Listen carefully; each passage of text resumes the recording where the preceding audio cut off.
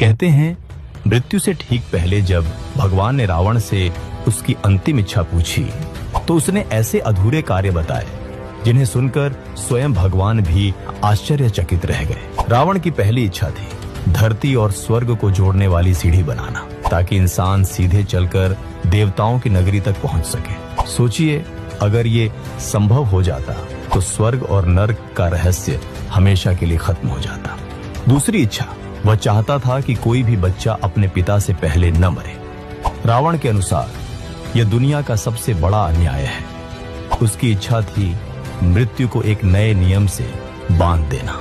तीसरी इच्छा, उसने सोचा था मनुष्य मृत्यु के समय खुद अपने पाप पुण्य देख सके। इसके लिए वह एक अद्भुत यंत्र बनाना चाहता था जिससे यमराज के दूतों की जरूरत ही खत्म हो जाती और इंसान खुद जान पाता कि उसे स्वर्ग मिलेगा या नर्क। चौथी इच्छा, रावण की नजर सिर्फ मानव जीवन पर ही नहीं बल्कि प्रकृति पर भी। वह चाहता था कि समुद्र का पानी मीठा हो जाए ताकि प्यास से कोई न मरे। सोचिए, आज अगर समुद्र मीठे होते तो पूरी दुनिया कैसी होती।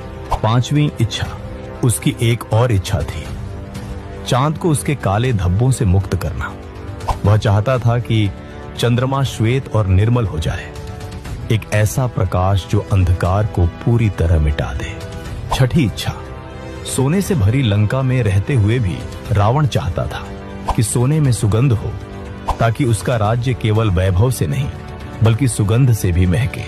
सातवीं इच्छा, उसने सोचा था बलि राजा को मुक्त करने का, वही बलि जिसे वामन अवतार ने पाताल में भेज दिया था। रावण मानता था कि ऐसा राजा जिसकी दानशीलता बेमिसाल थी उसे कैद में रहना ही नहीं चाहिए।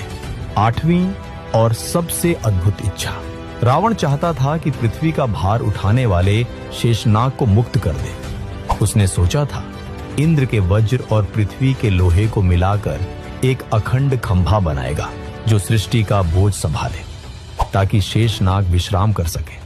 अब सवाल ये है, अगर रावण सच में ये काम पूरे कर देता तो क्या हम आज की दुनिया को पहचान भी पाते?